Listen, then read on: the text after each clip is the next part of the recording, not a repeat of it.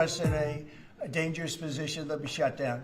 Thank you very much, everybody. So we're going to now cover the G20, and I'm going to let these people go back to the Department of War and figure out how to maintain peace. Okay? Thank you very much. Thank you. Congratulations, General. Thank you very much. Appreciate it. Great job. Sir, just before G20, we do have one more EO Okay. for you today.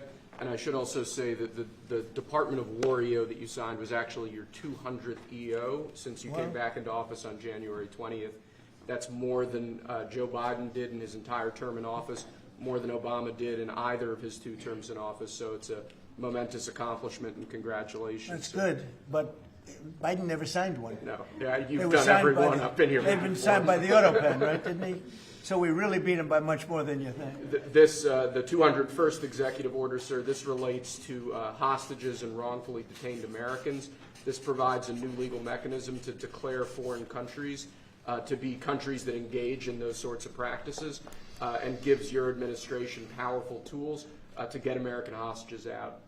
This has been a focus of your administration this time around. Adam Bowler's here, and he's done incredible work already. This will give him even more. I think it's great, and Adam's amazing. So, Adam, do you want to describe how many hostages we've gotten out together, you and I, and you and a couple of other people that we know, and me and a couple of other people that you don't know, but we've gotten a lot of hostages. Do you want to describe it? Mr. President, you brought back 72 hostages since your term. If we compare that to President Biden, he has gotten 20 taken. So he is negative 20 taken. 20 taken. They don't take our people so often. So, Mr. President, when we spoke, you said that that was a primary focus, and I'll tell you the job is easy because of you. And we paid nothing, too. We pay nothing. They pay $6 billion. They always paid $6 billion for 5 people. $6 billion. It was just a number I kept hearing. Not only that, $6 billion plus we'd get like 1 person, and they'd get 6. They got one, the Prince of Doom, they called him. He was the #1 arms merchant anywhere in the world ever. And they got him out. And on top of that, we paid money. So, no, we don't do that. You know, once you pay money, then a lot of people start disappearing. They start grabbing reporters, too. They think the reporter is going to get a lot of money. And to me, they would. You'll be well taken care of. I better stress that, because otherwise we have headlines. He said this or he said that. No, I'm not smiling about it. But they would. They'd be grabbing reporters. They'd be grabbing everybody.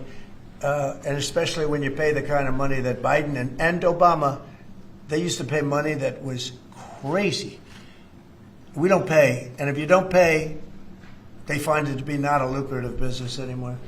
That's fantastic. They find it. Would you like to say something? So it's really Spihar, Special Envoy Bowler, it's Rick Grinnell, it's Steve Witkoff who brought Americans home. But with this EO you are signing today, you are drawing a line in the sand that U.S. citizens will not be used as bargaining chips, and it provides your Secretary of State, Marco Rubio, the same tool set to punish states who take our citizens wrongfully the same way that we can punish those who sponsor terrorists. This is a very significant EO you are signing today, sir. Thank you, Sebastian. Very good. You're doing a great job, too. And this is your Director for Hostage Affairs at the NSC. Yes, and I hear. So Julia was seminal as well to all of this. I heard you're doing unbelievable. Would you like to say something? Absolutely. It's a outstanding EO, absolutely unprecedented action against those foreign adversaries who would take our people. They now know they are on notice. And it's not acceptable. And if you take our people now, you will pay. You know, Adam gave up a job where he was making tremendous amounts of money, big stuff, top of the line, Wall Street, and he wanted to do this. He wanted to do hostages. I offered him other jobs too, very big jobs. He said, I was shocked actually. He didn't want them. He wanted to do hostage negotiation, and pretty amazing. Thank you very much. Appreciate it. Appreciate it. Thank you all. Do you have any questions for them on this very important subject? I think it shows a lot of your leadership as far as fighting for Americans and fighting for humans. And to think that Joe Biden went in negative territory. Oh, he went way negative. Way negative, and you're actually making progress on this. I think this does send a message to the world that we don't negotiate. We're going to stay strong in that type of what they call business. Well, One little anecdote that may be of interest. We were told by numerous families who had missing loved ones during the Biden administration that this building, Biden's National Security Council, told those families not to talk about their missing loved ones, to be quiet, not to create any pressure on Biden and on Jake Sullivan, the key propagator of the Russia hoax. This administration has met with those families on a weekly basis. Right. People like Adam, yourself, sir, your envoys are doing everything to get every single American home. Not to tell them not to talk about their loved ones, but bring them home. Well, you know, I can tell you one story that was amazing. A few weeks ago, very little written about it, but there should have been. But it was a very nice gesture. The head of Belarus, who's a very respected man, strong person, strong leader, he released 16 hostages. John Cole, a lawyer who works for me, great lawyer actually, one of the greatest lawyers. But John Cole was over there, and he heard that they had hostages. And you know about this. 16 people he released. And I just want to thank the head of Belarus. But while John was over there, they had, I believe, another 1,400 hostages. Now, not from us, from places all over the world. And just pretty tough place, in all fairness. But they had 1,400. And I believe they're going to be releasing a lot of those 1,400. They're not... I think very few, if any. We got pretty much ours back, and we didn't pay anything. But I very much gave my respects to the leader of the country. Was again, he's a very strong man, but he's got 1,400 or 1,500 or a large number, and we're talking about releasing them. Some are political, I guess. A lot of them are political.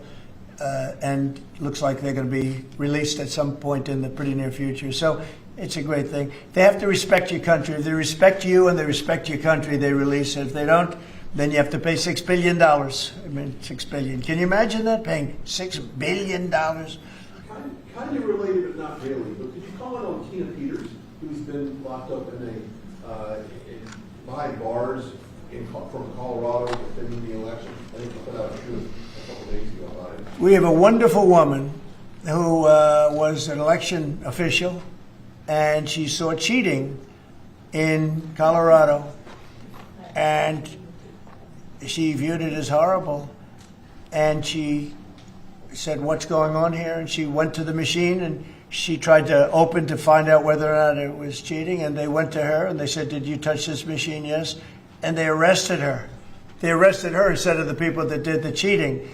It's a state charge, so it's hard to do anything with, but we're gonna do something. What they did in Colorado, look, Colorado just went to all mail-in voting. That means they cheat. That's why they lost, that's one of the reasons, but that's a big reason why they just lost the whole Space Command situation that is going to Alabama. But when you have mail-in voting, you have nothing but cheating. But this woman is a real patriot, and they put her in jail for a long time. She's 72 years old, 73 years old, and she wanted to find out. She didn't do anything. She touched the machine. She looked at the machine. She's trying to find out what was going on, and they went and arrested her for doing that, and it was supposed to be the other way around. I'm glad you brought that up. They should let her go, let her out. Thank you. Yeah, please. This isn't really a subject that's talked a lot about, Mr. President, but what about your team's strategy has made them so effective in getting a record amount of these hostages, many of whom have been forgotten about home? I think they respect us. I think they respect us. They know we're not going to pay. Adam is a great negotiator. Steve Witkoff is a great negotiator. Seb is a great negotiator. They're all smart people. They're a little bit natural negotiators. Some people aren't good negotiators. There's nothing you can do about it. And they're afraid of you, sir. Yes. Yeah, well, maybe. I don't know. I hope so, or whatever. We have the best I'd like to say respect, but whatever it takes. Yeah. I actually say whatever it takes. But we've gotten a lot of people out, and we'll continue. We don't have too many in. How many are you working on right now? There's not a lot left. We got most of our people out. We got them mostly back. Mr. President, do you have an update on the negotiations to release the rest of the hostages in Gaza? We're in very deep negotiation with Hamas. We said, let them all out right now, let them all out, and much better things will happen for them. But if you don't let them all out, it's going to be a tough situation. It's going to be nasty. That's my opinion. Israel's choice, but that's my opinion. They got to let them out. You got 20 plus you have about 38 dead people. Young, beautiful, dead people.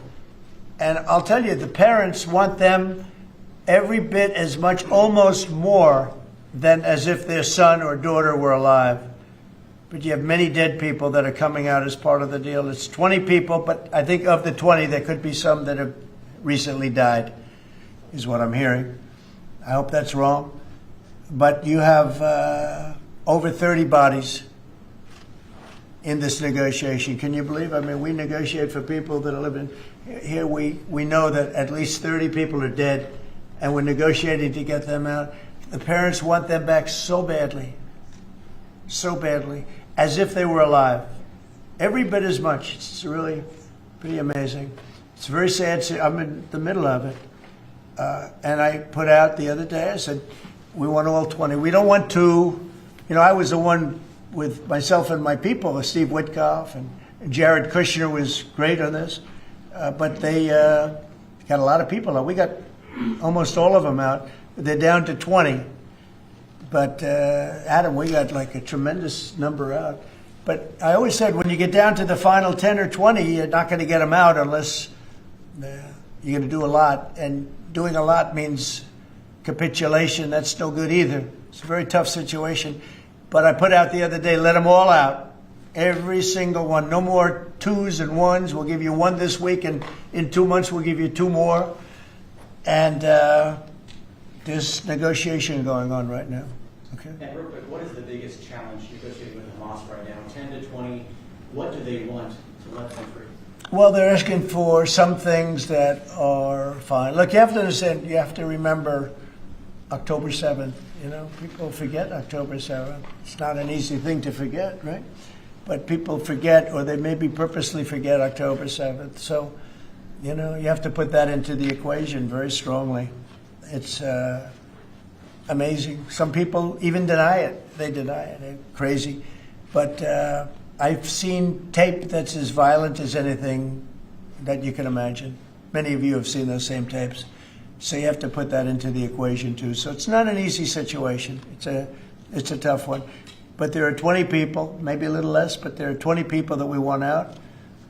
We want the bodies of these parents. They are.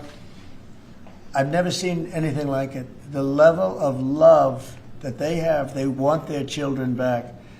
And, you know, I see demonstrations, big demonstrations in Israel about the hostages, not about the war, about the hostages, which puts Israel in a tough position because, you know, it's tough to prosecute a war when you have people they want the 20 people back. They just want them back very badly and everything that goes with it. So it's very sad. Thank you very much. We're going to talk now about the G20. I figured we could wrap 2 or 3 up. The last time I took a day off, everybody said bad things happened to me. You know that, Jeff? I took 1 day off. I didn't take it off. I was working. In fact, I was here. But I didn't do a news conference, and they said bad things happened to the president. That's why they're fake news, Mr. President. It's fake news. You know, if you look, Biden, he had a press conference. He missed it for about a year, right? About a year. And I never saw any stories like that about him. He didn't have, and when he had one, they'd ask him, what flavor ice cream do you like? He'd say vanilla. How many times have they asked him that question? What's your favorite ice cream, sir? Vanilla. Okay, that's enough. Thank you, ladies and gentlemen. They don't have to go through this, but we all have a good time. I only do it for one reason. I think it's good for the country. And we are very transparent. There's never been transparency like we have. There's nothing to hide. So thank you very much on this, Will. Great job. Thank you, Appreciate it. Appreciate it. So we're going to talk about Florida, the great state of Florida now, because it's going to be a very exciting thing to host the G20. And as we celebrate our nation's 250th anniversary next year, the United States will have the honor of hosting exactly that, the G20 summit right here in America for the first time in nearly 20 years. This afternoon, I'm thrilled to announce that the 2026 G20 conference, which will be, I could read off the countries that we're talking about, but you know who they are, I think. Does anybody want me to list them specifically? Jennifer, you're okay?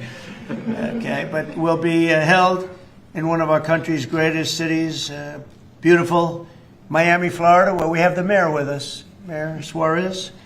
And I want to thank Francis for being here. I thought he might be in this office. You know, he almost got there. It was a couple of us. Right? A couple of us. It's not as easy as they think, right? It's not that easy. But he's an amazing guy, very popular in Florida. The agenda for next year's summit is being organized by Treasury Secretary Scott Bessent, who is right here. Hi, Scott. I saw him standing over there, nice, tall, good-looking guy, but he moved very quickly. Carolyn, you did a good job. Does Caroline do a good job, would you say? Is she a star? How do you compare her with the last administration's person? No? You don't want to get into that. Yeah, I think we're very happy with Caroline. But Scott Bessent is talking about a good job. He's done a fantastic job, and we're very proud of him. He's very much involved with the G20. And the NEC director, Kevin Hassett, is truly a talented guy. And he's certainly being thought of to go to a different position, and we'll find out about that pretty soon. I don't know. Would you like to be that? I won't ask you that question. I think, who wouldn't want it? I think it's the greatest position in the world. You know, you come out, you make a speech, and then you go away for 30 days or 40 days, and you come out, make another speech. The market goes up or down depending on what you want to say. I've never seen an easier position than that. Unfortunately, you need good instincts. So we have somebody in there now that doesn't have them. We call them too late. But it will focus on unleashing economic prosperity by eliminating the burdensome regulations, unlocking affordable energy, and pioneering new technologies. And it's going to be very important. The United States is already leading by example, and America is the hottest country anywhere on earth. We have more being built under construction now than they think anybody that they've ever seen. I mean, literally, some of these places are just really unbelievable what they're building, the size. You know, if you spent $50 million on a shopping center someplace, it's a big building, pretty big building. But when you spend $50 billion on essentially a building, they have buildings going up for $50 billion. They're going to be building their own electricity, and many of them have been given permits already to go, and they're starting construction. Some have started construction quite a while ago, and very early in the administration. We let them do that. You know, we have a grid that's obviously an old grid. It's been around for a long time. Could never handle the kind of numbers that you're talking about in terms of electricity, and we're letting them build their own plants. They build their own plants with their structures. So they build their structure, they build their buildings, and they build an electric producing plant with it, like Con Edison in New York that I grew up with, and like others that make electricity. They make it for New York. These plants will make it for their building, for AI. Then you have a lot of the car plants going up. Most of them won't need that kind of electricity, but they have the right to do that also. So we're allowing companies to build electric plants. They become, essentially, Scott, I guess they become utilities, right? If you think about it. And it's very exciting. We're going to end up with more electricity than China, and it's going to be built at no cost to us. And I'm telling them, build more than you need, and you'll sell it back into the grid. So they'll be able to sell it back into the grid on top of everything else at no cost to the American taxpayer. It's very exciting. And frankly, if we didn't do that, we wouldn't be leading with AI. We wouldn't be probably even doing any AI. It would be 20 years to get an approval. So they're building massive amounts of electricity as we speak.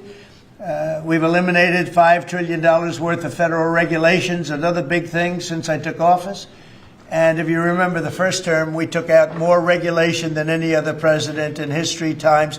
You could add the top four, and they wouldn't come anywhere close to what we were. That's one of the reasons we had such the most successful 4 years of any president economically. And this is blowing it away. I think this will blow it away. When these plants start to even getting close to opening, I think you're going to see numbers that we've not seen before.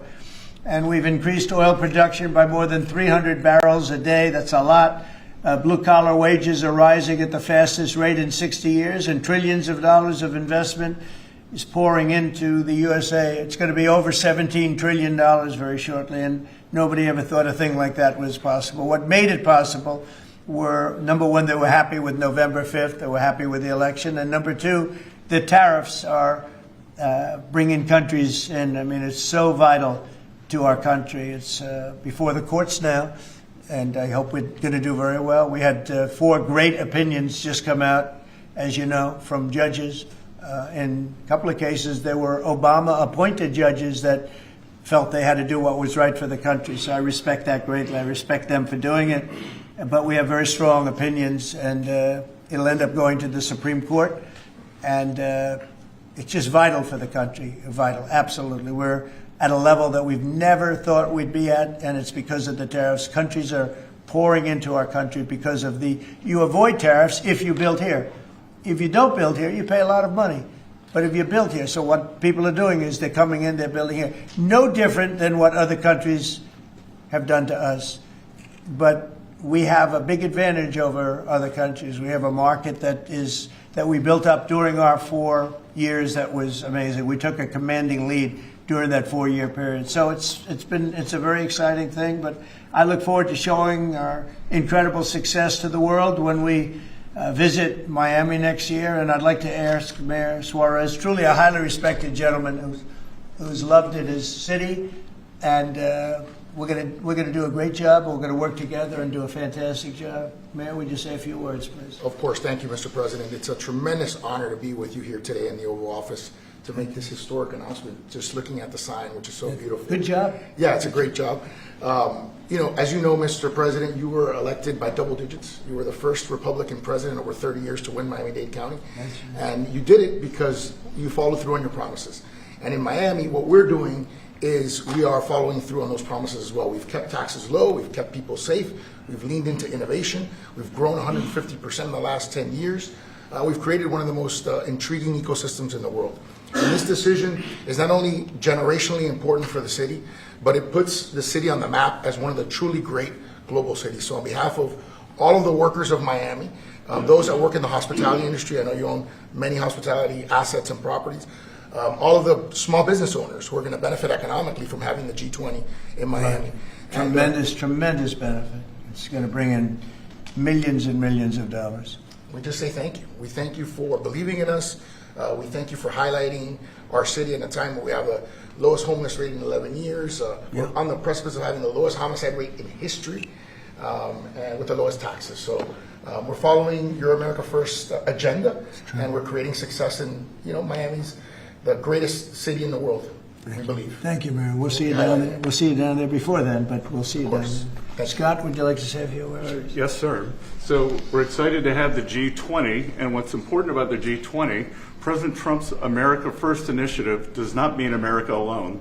It means America leads.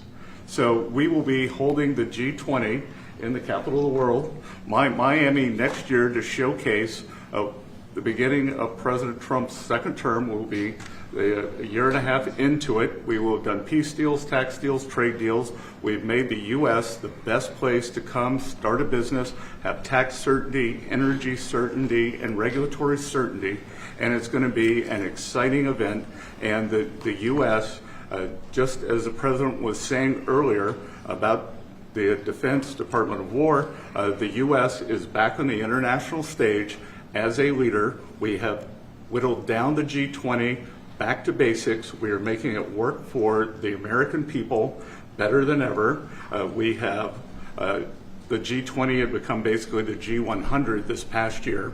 So it will be a concentrated group in Miami seeing the best America has to offer with American leadership, thanks to President Trump. Thank you very much. Great job, and a great job you're doing. Kevin, would you like to say a few words? Sure. Mr. President, I think this G20 meeting, where the world leaders will come to the great city of Miami, is going to be viewed as one of the most important meetings in global history, because what's going to happen is the golden age is going to be documented so well in the data by next summer that you're going to have one of the best speeches written for you that you've ever seen, because we're just going to be talking about the accomplishments of the next year. I think so. A lot of these plants are going to be open by then. Yeah, exactly. And a lot of jobs are coming in, like I think we've never seen before. It's going to be great. Monica, would you like to say something? Thank you, Mr. President. We're so looking forward to having the United States of America host the G20 in Miami in December of next year. And we're also looking forward to having this as a showcase of American strength, vision, innovation, and power under your bold leadership, Mr. President. It is going to be the G20 in the Trumpian golden age. Thank you very much. Any questions on the G20? Can I just, G20.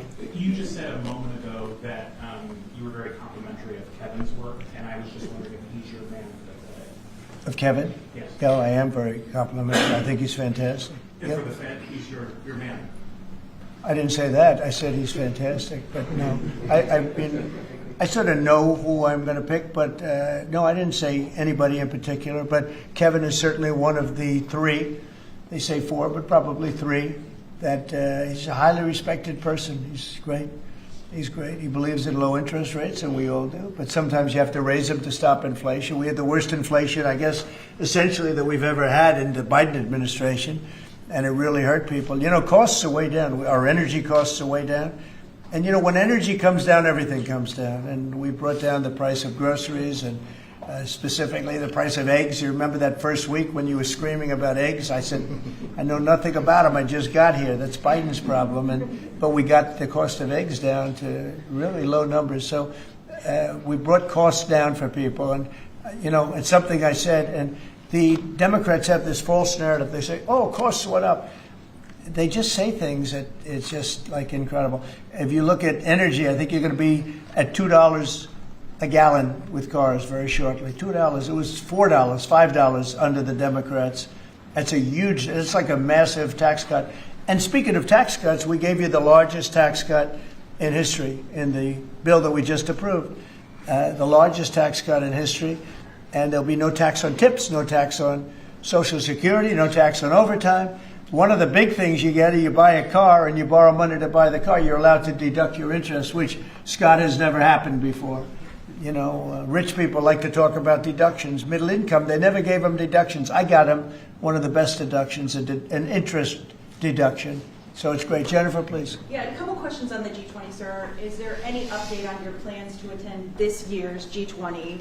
And then are you saying for next year? I won't be going this year. It's in South Africa. I won't be going. JD will be going, great vice president, and he looks forward to it. But no, I won't be going to that. And then on the guest for 2026, are you saying it'll just be exclusively the 19 countries and the 2 blocks? There won't be any? No, we're going to invite other countries as observers. They call them observers, but they'll have something to say. But we're going to invite Poland. Already I've issued them an invitation. They're great. They were just here, as you know. Great leader, great new leader. One of the big surprises, I was so happy I endorsed him, actually, and he won. And he's going to be a great leader of Poland. But I've invited Poland already. What about Russia? What about Russia? Oh, that's interesting. I haven't thought of that. No, I haven't thought of that. That's an interesting question. I'm going to think about that for a little while. Mr. President, you just mentioned that the tax cut bill. Why the rebrand from One Big Beautiful Bill? Oh, I just save words. I said the bill. It's one big. I actually call it the great. I actually call it the great big beautiful bill. But it's a lot of words. Is that how you want Republicans to kind of talk about it? When I just want them to say what's in it. It's an incredible bill for the middle class, for the working person. You know, we are a party of the working. It used to be the opposite. The Democrats were for the working people, and the Republicans were supposedly for the rich. The Republican Party's taken in millions of people, and the Democrats have lost millions of people. They've gone crazy. Honestly, I think they're crazy. What's happened to them, I don't know.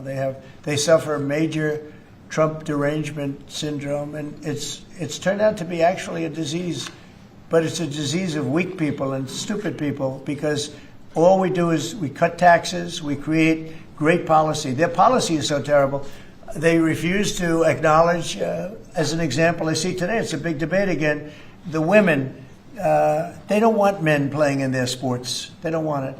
The Democrats want men to play in women's sports. I saw the great governor, we have Governor Youngkin, talking about it today, that the woman who's running against our Republican candidate, who's excellent, is like so much into the, men being able to use women's bathrooms.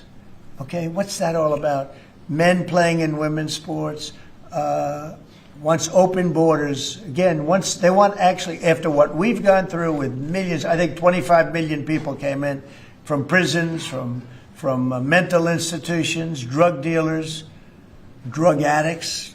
They're pouring into, they poured in, now we have none coming in. The border's been sealed for a long time, actually almost since I got into office. Remember when the Democrats said we need legislation? I didn't have any legislation. I said close the borders. And now the borders for the last 4 months, not one person has been allowed to come into this country illegally, not one. Done by people that would normally like to see you look bad. Those are the numbers. So it's been an amazing job. Yeah, please. Mr. President, this is going to be a major event and a major meeting for South Florida, for you, for Mayor Suarez. I know this is not until next year in Miami, but do preparations begin today? And if so, what is being done? They've already begun. We first had to deconflict our Basel with the dates, and so we have already started doing that. And so thanks to the president's team. He started a long time ago, actually. If you knew him, he was working on this long before this press conference. Yes, sir. It's in good shape. Going to be great. Mr. President, we learned this morning that we've lost 78,000 manufacturing jobs this year. How do you explain? Well, one thing we have is, we have the interest rates are too high. That was, a matter of the Fed. But the other thing is, so many different elements aren't included yet. And one of the things we've learned, and we learned that the hard way, watching over the last few months, are the corrections that people have been making.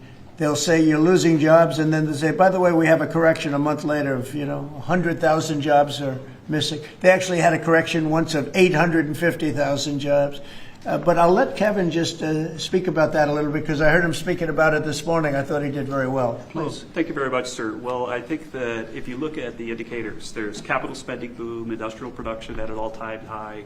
The Atlanta Fed says GDP now is north of 3%. And so all the indicators are saying that things are really strong. And what we've also seen is that Goldman Sachs put out a study yesterday that said that the August number tends to be really messed up because of seasonal adjustment things, and they tend to be revised way up. And so I think if they were revised up, which has happened on average over the last 15 years by about 60,000, then everything else would make sense. But right now we're puzzled about the BLS numbers and looking forward for new leadership there to make it so that the numbers are more reliable. And again, we're building, they've started building all of these factories and plants, including car factories. Car factories are coming back. We lost more than 50% of our car production over the years.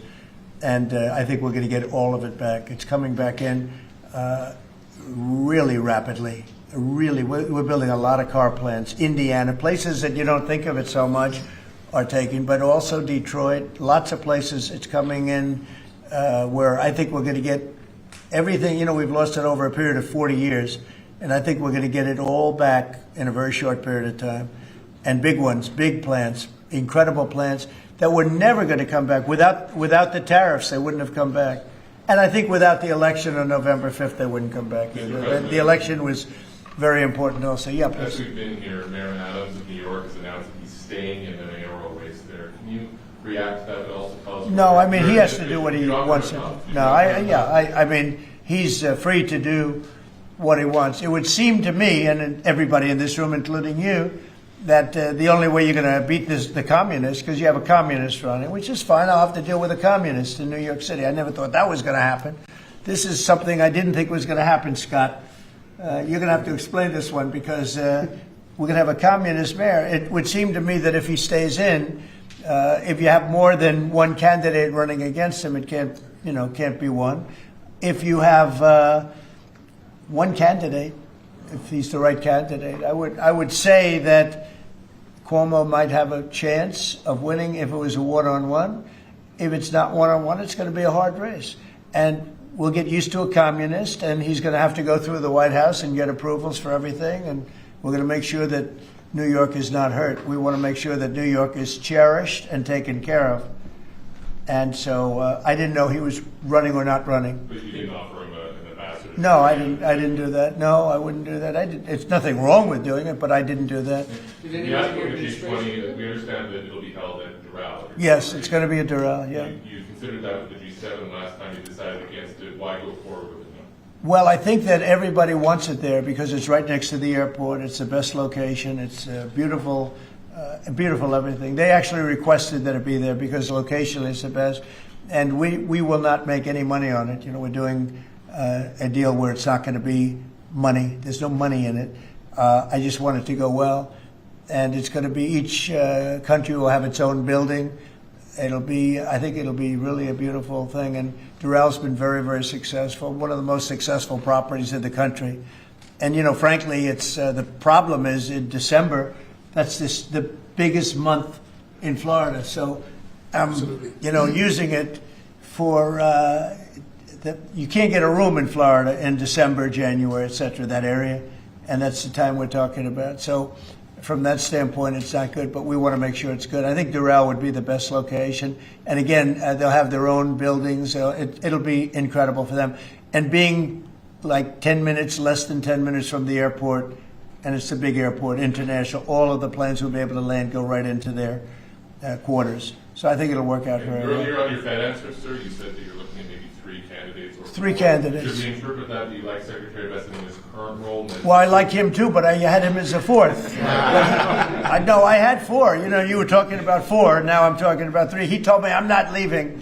He wants to be doing. And if he was leaving, I mean, he would certainly be one of the people I'd want. But I asked him specifically. I could ask him.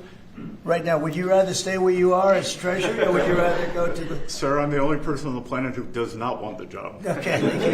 He really told me, he said, I love what I'm doing. So we assume I wouldn't want to really take him because he is doing a great job. Are the top 3 still then Mr. Waller? I am looking at Kevin also, and I'm looking at, yeah, I would say you could say those are the top 3. Good job. It's very good. You're saying that you believe Andrew Cuomo would be the best one-on-one candidate against him? Well, I think if I'm only going by the polls. It's not an endorsement or anything. It just seems that he's second. And what you do to win is you take the guy who's second and you hopefully add 1 and 2. But maybe if the 1 isn't getting out, then he's not getting out. And that's okay. I think the mayor's a very nice person. I helped him. He was got caught up in a scam by the Biden administration, what they did. So I helped him out a little bit, but I would understand why he doesn't do it. I do think this. I think if you have more than 1 candidate, we've got ourselves a communist mayor in New York. And I don't like communist mayors. I don't like them. Yeah? You passed one big beautiful bill, sir. 5 months, all these slew of events next week. World Cup, G20, all America 250. Given this, what's your economic outlook for the year 2026? How much growth do you think is reasonable for us to expect economically next year? Well, I heard, and you know, we were on a very downward path with Biden, and I heard that the most we could do is 1% GDP, and now I'm hearing 3.2% and 3.5% and all. And our big year won't be really next year. I think it'll be the year after, because when these plants start opening up, it takes a period of time to build them. We're going to have tremendous job growth. It's unprecedented. We have unprecedented in history. There's never been anything like it, because we're going to have more than $17 trillion invested. There's never been anything like that. If we did $1 trillion in 1 year, and this is 6 months, 7 months, because we really focused on it over the last 6 months. But we're going to be doing. Nobody's ever seen numbers like this. When this stuff starts opening up, our country's being rebuilt. And by the way, Washington, D.C. is being rebuilt. You know, in addition to the fact that we have a safe city now, and our National Guard was fantastic and worked with the mayor, worked with everybody, we're also doing a refurbishing of Washington. We're going to redo some of the roads, the surfaces. We're going to redo the medians. We're going to take the broken tiles off the tunnels and put brand new tiles up, and we're going to regrass all the parks. They're going to be regrassed by people that build world-class golf courses, and not necessarily people that work for me, because I don't care about that. I just want to, I'm very good at grass. You know, grass has a life, just like you have a life, right? It has a life. Well, this grass has been up longer than, it's like 4 lives, okay? That's why there's a lot of areas where there's just no grass. but we're going to regrass all of the parks. We're going to, in a year from now, you won't even recognize it. Graffiti's gone, the tents are gone, the medians falling into the roads are gone, the potholes will be gone, the marble's going to be polished and beautiful. It's all going to be beautiful. We're working with Clark Construction, who's, you know, one of the, well, definitely the biggest here, one of the biggest in the country. And they've been great. And we're going to do about a 10-mile radius from the White House, from the Capitol, looking sort of at both of them, go right in the middle of both of them and start drawing circles. And everything is going to be spit-shined. You know, when the head of Poland came here last week, and when other leaders came here, they came, a lot of them have been here over the last 8 months. I said, what do you think? And they said that we're a little surprised at the look, the filth on the road. Now it's much better. We've got it much better, but we have to do some construction things. I mean, you know, you have medians that are all broken and rotted and rusty and disgusting. And it's going to, they're all going to be changed. You're going to have a very different look. You're going to have the look of prosperity, not the look of poverty. But the big thing right now, initially, is we have no crime in Washington. We literally have no crime. They said it's down 87%. It's not down 87. It's down like 100%. We have almost no crime. People are going to restaurants that wouldn't have even thought about it. And I know families that have gone 4, 5, 6 times to restaurants over the last few weeks. And you people are in the same category. I mean, yes? I agree on that. Thank you. It's a whole different place, right? That's very nice.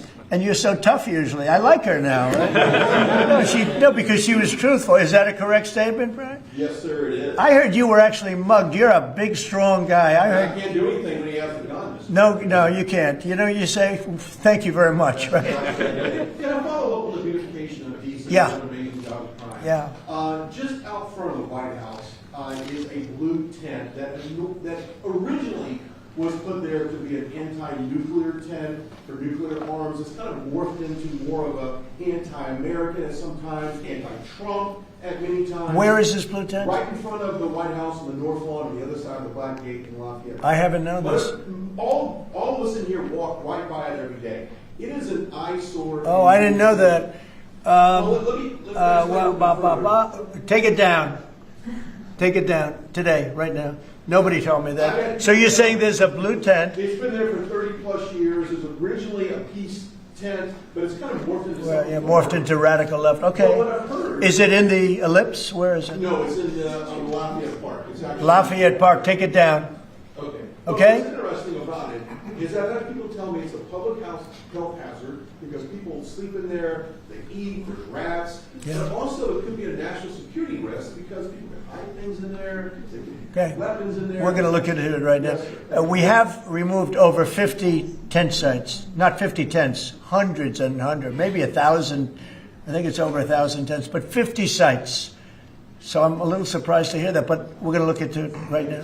Lafayette. On the National Guard, Yes. the DC mayor has, of course, gotten on board with your plan with DC, but the DC Attorney General has said that he plans to, that he's suing you for federalization of police. What's your Can you imagine we have an attorney general who's not related at all to the mayor, by the way? You know, it's a totally separate department. We've got so many separate departments. You have the district attorney has nothing to do with the mayor. The whole thing is crazy. But how about this?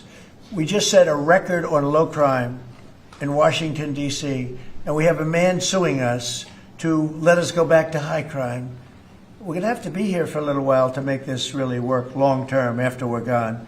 And so we're going to meet that head on, and I suspect we'll be very successful. And I can always declare a national emergency because it was a national emergency. But right now we have the safest city. We have now one of the safe cities in the country. We had almost the worst. I mean, a city that was as bad as some of the horror shows that you've heard about for years. And we're going to fix some of those horror shows too. Okay? President, the Google ruling today that you posted on Truth Social about the Europeans buying Google. So Google is a great company. Yeah, Google is a great company, American company. Apple is a great American company, and so many others. And the European Union, I don't know why they do it, but they have been finding them numbers that have been astronomical. More so before I got here. But Apple paid $17 billion a fine in the last year. Apple, $17 billion on a case that a lot of people think they weren't guilty of. And no, I'm going to be speaking to the European Union about it's not fair. Google just got fined $3.5 billion, and they've already paid $13 billion. They're up to $16.5 billion. And people say there was nothing wrong with what they did. It's almost a source of income to run Europe. It's become a source of income. And many other companies too, mostly tech companies. But we can't let that happen. What are you seeking from the Europeans and by when? No, I can just say you can't do that. I mean, you know, they respect us now. They didn't respect us a year ago. European Union respects us. Look, they're paying us $950 billion, right? They got to respect us. They were very disrespectful of our country. I have great respect for Ursula. I've gotten to know her very well. And I just don't think it's fair that they're taxing, and really it's almost become like a tax. It's become so regular. And I've gone to lawyers and I've asked them, what do you think? They said, they didn't do anything wrong. We can't do that. It's not fair. And it's interesting. I don't hear that about China, and I don't hear that about other places. I hear it about the European Union. We were talking about it last night. I think we had a gathering. That was the highest IQ group of people I think any room has ever had last night, you know? It was about as high as you can have. All the tech geniuses were there. They love their computers. They would tell me more about chips that I want to know. Did this come up last night? Yeah, it did. It did come up. A couple of companies said that they were taxed by the European Union. It's interesting. They weren't complaining about, in that regard, China. They weren't complaining about other places. It's the European Union, and they have. Apple was again forced to pay $17 billion last year. So I think we're going to change that around. It's just not fair. We don't want that to happen to our companies. And you know, if somebody does that, we should be doing it to them. If they've got to pay, let them pay us. But you just can't do that to our companies. Yes. Was Elon Musk invited to the dinner last night? I wanted to go back to the G20 real quick in Miami. You know South Florida very well. Many cities are being considered for the G20. Was this a hard decision, or did Miami just stand out to you? It wasn't a hard, really. I mean, look, it's got the weather. We're in December, so it's, you know, cold in some places, and that's beautiful too. Cold weather's nice. It's all nice, you know, depending on the city. But no, Miami really wanted it. The mayor really wanted it. The people down there really wanted it. You might just address that for a second, Mr. Mayor. Yeah, as I said, I mean, a conference of this kind does two things. Number one is it puts us on the global map with the great global cities, and I think that's something that we've been trying to achieve for a generation.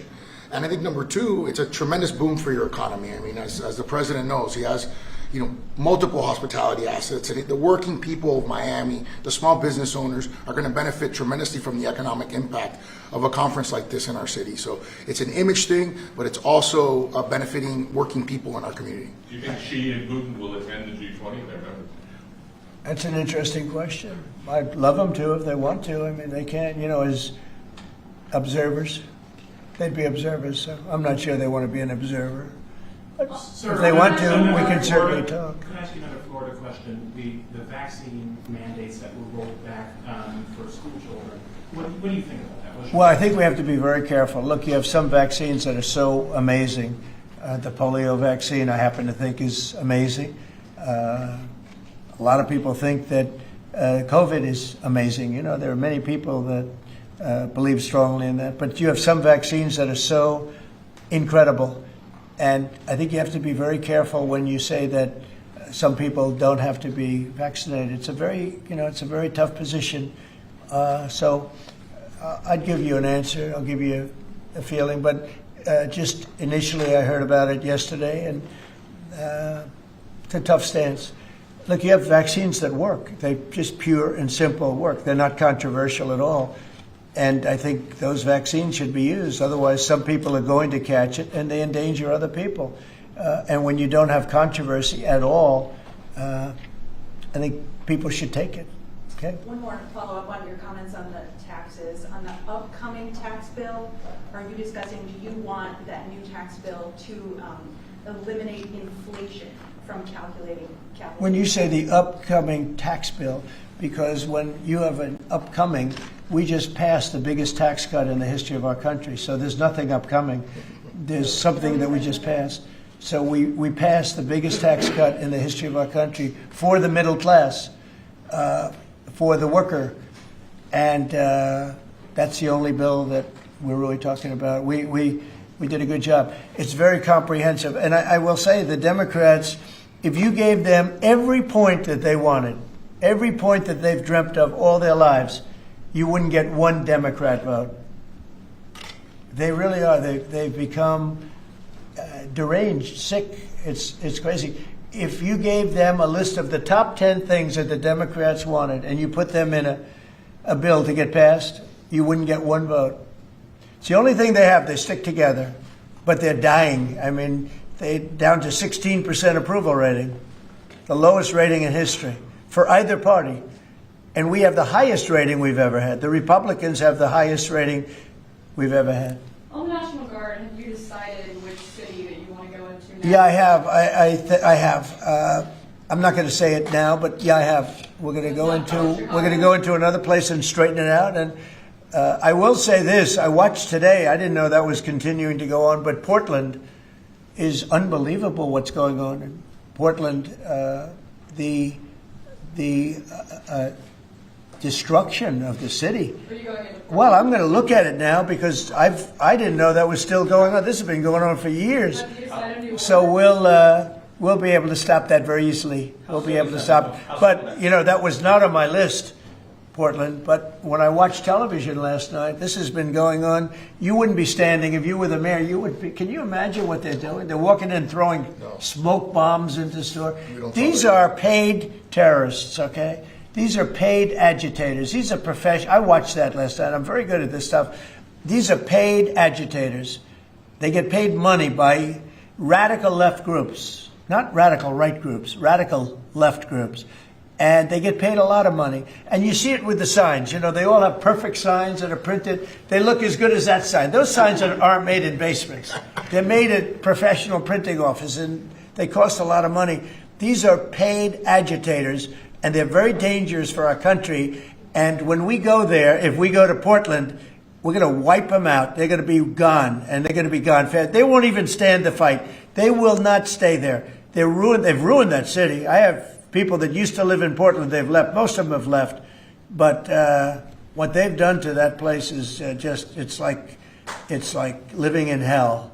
Yeah, go ahead. Thank you for your statement before. AP is reporting that you would be banning visas to delegations who will be attending the UNGA, the UN General Assembly, including Brazil. Your reaction on that, sir? That who's banning them? The Trump administration. Well, we are talking about things. We're very upset with Brazil. We tariff them very high because of the fact that they're doing something that's, very unfortunate. I love the people of Brazil. We have a great relationship with the people of Brazil, but the government of Brazil has changed radically. It's gone very left. It's gone very radical left, and it's hurting Brazil very badly. They're doing very poorly, very, very poorly. So we'll see. And are you ready to reset relations with India at this point? I always will. I'll always be friends with Modi. He's great. Prime Minister, he's great. I'll always be friends, but I just don't like what he's doing at this particular moment. But India and the United States have a special relationship. There's nothing to worry about. We just have moments on occasion.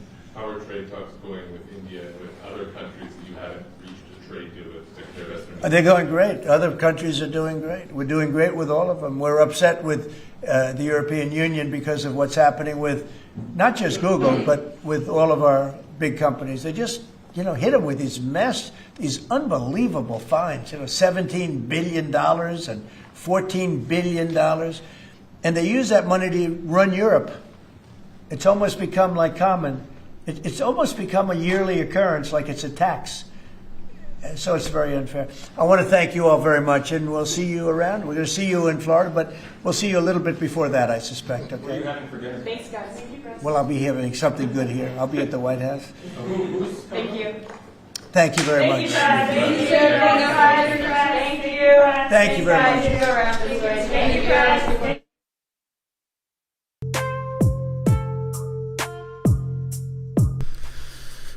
Okay. I hate when they're like yelling at the press like that. Thank you, press. Thank you, press. Thank you, press. Like, what? Just come on. Everybody's an adult. No need to do that. Either way, I don't have the schedule ready yet. I know you guys already knew that. All I got to do is find the funny videos, though. I almost have the schedule together. And I didn't realize that President Trump was going to be live because, well, I didn't check any of my messages. I'm having a bad day, and we're going to turn it around. So first, I'm going to drop this Linktree link really quick, but we are going to be wrapping this up. And then in like 20 minutes, we're going to be live again with Coffee with Hooligans. Because like I said, I got almost the whole schedule put together. Either way, here is the Linktree link where all of my links are listed. So if you'd like to make donations, join membership programs, or purchase any merch, would really appreciate it. All of you guys' contributions keep us running every day except for Sunday, because we got to have a day to recharge those batteries. Definitely go join Discord. Discord is our free hooligan community. It's the best way to be notified every single time we go live. The hooligans are there keeping the conversation going 24/7, and we have 2 news boards to keep you up to date with everything going on around the world. So definitely go join Discord. If you're feeling real saucy, go join jeffmaclive.com. Over on the website, it is the best way to experience the live. Our built-in chat has more ability than any other platform. You can post memes and GIFs and custom emojis and links and all kinds of stuff right there while watching the live. You also have access to Hooligans Alley, which is our private social media area. You'll have access to the forums, the arcade, the AI, the advanced messaging system with the built-in group chats. So definitely go get yourself a membership for jeffmaclive.com. It's the home of the hooligans. And we got free accounts, so go sign up for a free account. There's no reason not to. And I think that's everything. Like I said, we'll be live again in about 20 minutes or so. I just got to get the schedule finished up, and we'll be live with Coffee with Hooligans. I appreciate all of you guys being here. If you're new, follower, subscriber, whatever it's called on whatever platform you're watching right now. And like I said, we'll be live in about 20 minutes.